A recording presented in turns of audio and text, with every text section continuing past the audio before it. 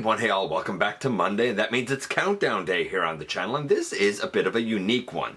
We've looked at the top 10 combiners before. We've looked at the top 10 members of a non-combining team before. We've looked at the top 10 non-combining teams before. So a lot of things with groups.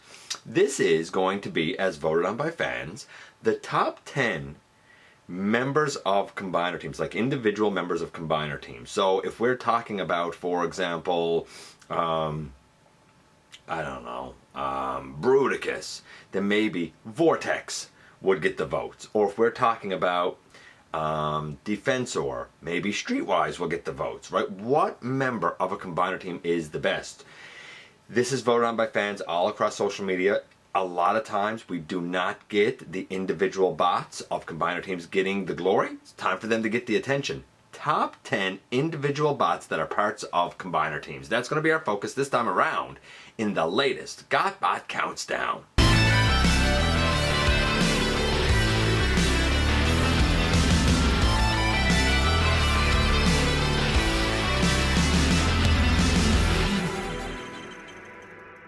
Hey all, welcome back to the channel. I'm your host, your most humble of hosts, Dennis Moulton, aka GotBot. As always, man, please like, comment, share, of course, subscribe, and while you're at it, light up my baby.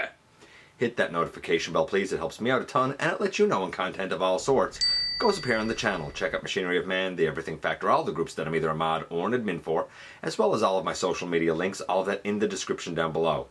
Also in the description down below, and if you're in a position to help the channel to grow, you can use the donate link, check us out on Patreon, see what we have to offer to you through spring, or of course, hit the join button right here on YouTube and become a channel member at any given time.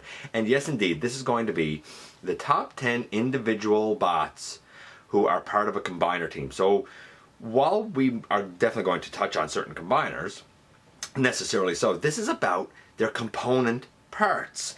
And I didn't know how the voting was going to go. I didn't know how people were exactly going to interpret it. And really it's based on the best character, right?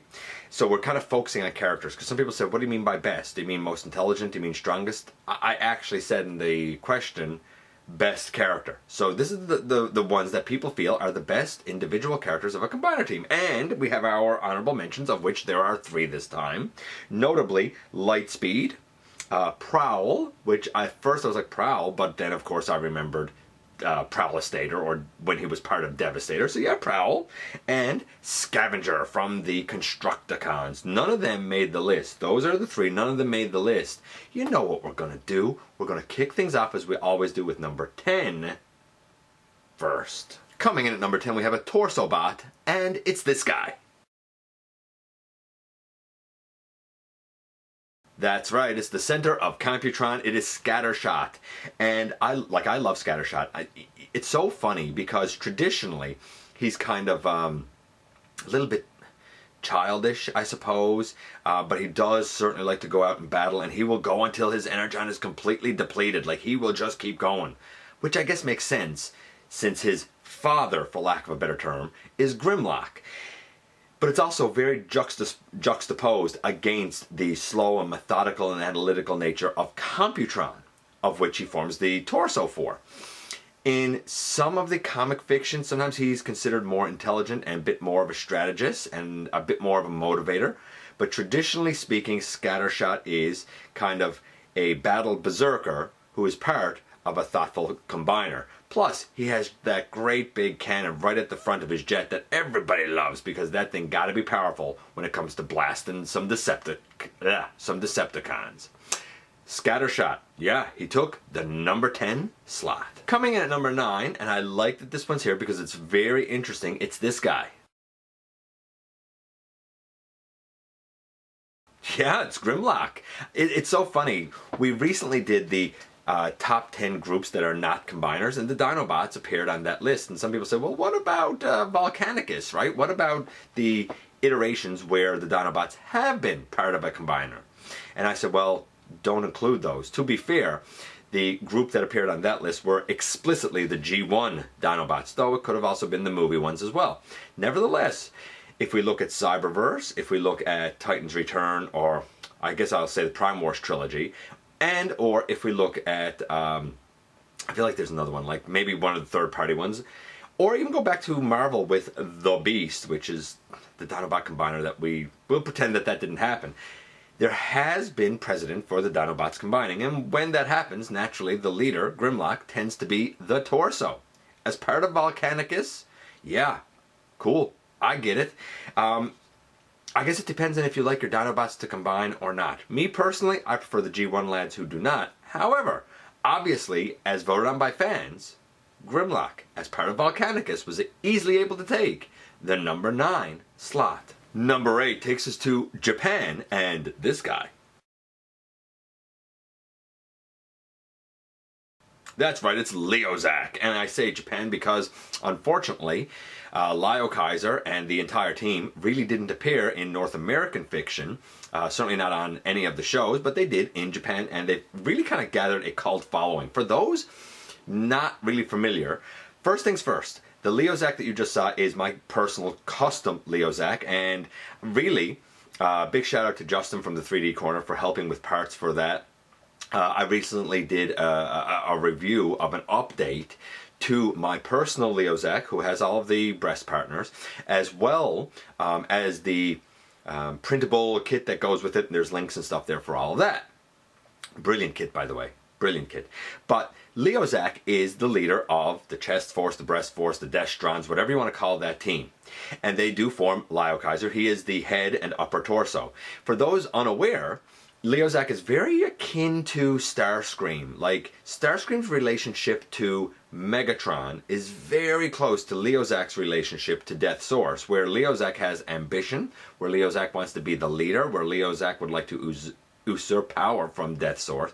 Death Source is well aware of it, but he's also aware of just how youthfully zealous and energetic and capable Leozak is, which is why he keeps him around, but keeps him on a short leash, so to speak. Leozak, treacherous, dangerous, leads a formidable force, and even has his own chest partner minion with Lion Breast. Hard to argue with how important he is to a team and how capable of a Decepticon he is, even if treacherous. Leozak took the number 8 slot. Coming in at number 7, we have a master strategist with this guy. One of my absolute favorite names in all of Transformers, it's of course Onslaught, the leader of the Combaticons and the torso of Bruticus. It's just fun to say the word Bruticus. It's fun to say Onslaught. Onslaught did appear in the live action universe as well, but I don't think it's the Onslaught that we all know and love, and he certainly didn't combine with the rest of the Combaticons. G1 Onslaught is kind of noted as being a little bit of a military genius, a strategist, with a little bit of panache and a little bit of class to him, because he's not just a battling berserker, even though Bruticus kind of is. He is a thoughtful planner of how to orchestrate an assault, whether that assault comes from the individual Combaticons working together, or from Bruticus as a whole. Onslaught, yeah, he was able to take the number 7 slot. Coming in at number 6, we have a character who's, well, pretty hopeless. That's right, it's Dead End. And Dead End, he always sees the glass half empty. He always sees the downside of things. Oddly enough, and almost a little bit troublingly enough, a lot of people that voted for Dead End said that they could relate to him. And granted, all of us go through tough times, but hopefully you and Dead End can always manage to see the light at the end of the tunnel. Though, Dead End rarely does. That being said, he also serves as a member of the Stunticons, forming the left arm of Menasor. And, to be fair, I understand why he would have a sense of hopelessness. After all, his leader is Motormaster, and Motormaster keeps command really through cunning abuse and manipulation and blackmail. Doesn't exactly instill a lot of hope or a lot of confidence. Dead End was able to take the number 6 slot. And here we are at the most coveted of locations, the ever popular halfway mark. And at the halfway mark, we kind of step back in time just a little bit to the very first of the combiners, and this guy. That's right, it's Scrapper, the brilliant engineer who has some of the best designs, really, in all of Transformers history. Here's the thing, the Constructicons build things, we all know this. But somebody needs to do the blueprints and designs. Most often, not always, but most often, that task falls upon Scrapper, who is also the leader of the team, so it kind of makes sense that he would coordinate their construction projects. However, that doesn't mean that all is, good and grand. He is modest. He doesn't necessarily think that he deserves all the adulation and glory that he gets for his designs, but he does relish in the idea of using Autobots within them. He likes to use bits and pieces and parts of really dissected and taken apart Autobots in his many creations across all of Cybertron. It's dark designs, but done with an air of class. Scrapper, the leader of the Constructicons, takes the number 5 slot. Coming in at number 4, we go with a real hero who's an emergency vehicle, and it's this guy. That's right, talking about First Aid. Now, to be fair, First Aid did not have a whole lot of, personality within G1, other than he's really a pacifist. He's a doctor, right? He's not a fighter, he's a doctor. And that does come up, and there are times that he feels like he costs his team advantages or costs his team battles because he is really unwilling to go into combat. What he is willing to do, however, is help those who do go into combat. What he is capable of doing, however, is rallying the troops by way of ensuring that they're fully operational. After all, who else can repair and ensure that Metroplex and Fortress Maximus can get on their feet? But so dedicated is he to the medical profession that he even ends up, I believe, within the most recent comics history in IDW, taking over as like the head of, the Autobot medical profession, the head surgeon after Ratchet. You got big shoes to fill. When you're going to be the lead doctor for the Autobots, following on from Ratchet, man, that's a lot of responsibility, but it also proves that you must have an awful lot of capability.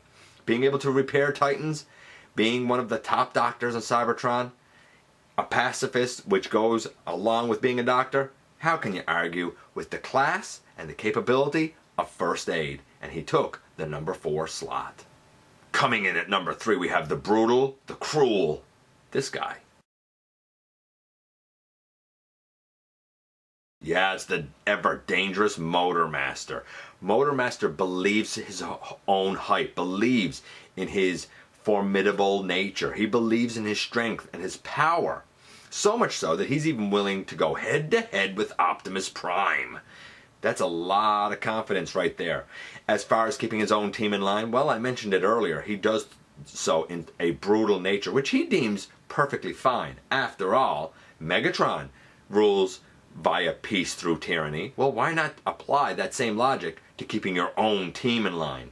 And even after Megatron becomes Galvatron and is cast aside, when Cyclonus wants to revive their leader, and they're going to need all of the Energon they can get, who's one of the very first and most loyal of Decepticons to give up his Energon?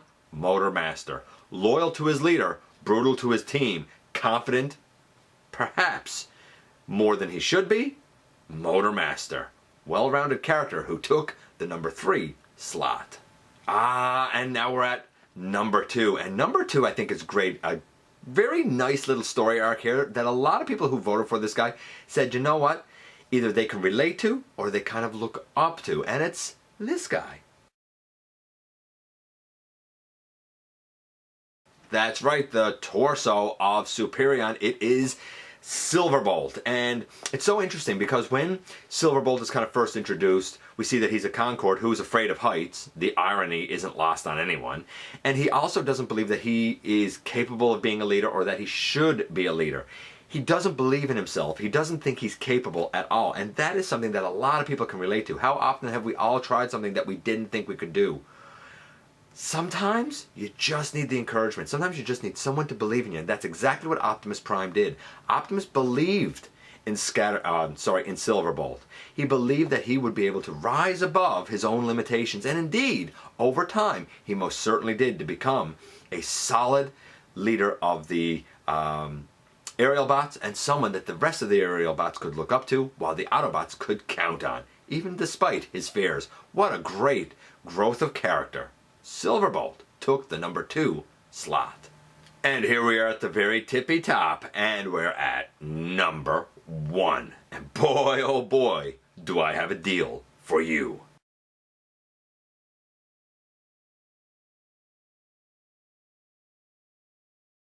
Or rather, Swindle would have a deal for you, because Swindle by far took number 1. And I get it. I kind of thought that might happen, but you can never say never. You can never fully predict the voting, but he wildly took number 1.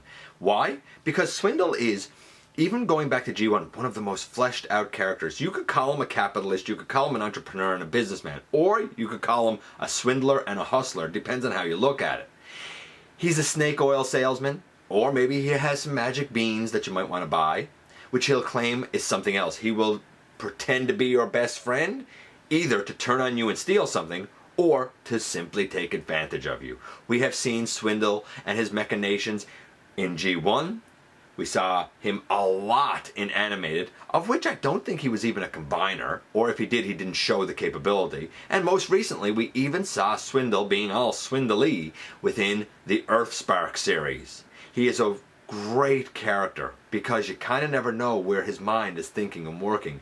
And I would venture to say that his loyalty is more to profit, more to his own business than it is to the Decepticon cause, which is interesting because Swindle, being an entrepreneur as he is obviously one of the characters that in a post-war world, in a post-war economy, he'd be all right. Of course, he does like to battle too. After all, he is a combaticon, so maybe he'd like the war to go on a little bit longer, because you know what? Fighting is good for business. Swindle easily took the number 1 slot. That's it. We've gone from 10 down to 1 once again, and we had some other great votes of great characters too. Elita 1 got votes. Rampage got votes from the Predacons. And Elita 1, of course, because of Orthea, right? Sludge, again, because of Volcanicus. Brawl. Starsaber, I thought that was an interesting one to get a couple of votes. And you know what? It sort of counts. I get it, because he combines with, his brain mass, or brain of courage, as well as Victory Leo. So I get it. Dive Bomb, Afterburner, Skylinks because of Skyrain. Impactor as part of Ruination. I thought that was a pretty cool one. Alpha Bravo, Blast Off. Who else got some here? Sunstreaker as part of Optimus Maximus, I think it was, in Combiner Wars. J7, or Rapid Run if you prefer, from the Train Bots. From not so much the Train Bots, from the RID Train Bots. Shuki, speaking of the Train Bots, the G1 ones, part of Raiden. Hunger, Hook. Ripper Snapper, Hotspot, Slingshot. I thought Slingshot was going to get more love than he did. Skydive, great strategist there as well. Snap Trap, right, one of the Seacons. Yeah, man, bringing a Kane, who's also one of the Train Bots. Who else? Combiner Wars, Optimus Prime got some love. Breakdown, Groove, Mixmaster, and Beast War Silverbolt, and Razorclaw. Let's throw Razorclaw in there as well. You know what? Them and so many more votes. What a great topic. What a great list. And I'm so glad that I was able to share it with all of you. Let me know if your favorites made it. I appreciate you guys coming by, giving me some of your extremely valuable time. I do know how important it is to you. If you're in a position to help the channel to grow, you can use the donate link or check us out on Patreon to see what we have to offer to you through spring. Or of course, hit the join button right here on YouTube and become a channel member. Don't forget to hit the subscribe button. Stick around, have some fun with us here on the channel. And especially don't forget that somehow, some way, each and every single solitary day, you right there, you do make a difference. And I look forward to the next time that you and I get together to have another visit, either in the live streams on Thursday nights, at the stop motion premieres, or the old fashioned way, right here inside the videos.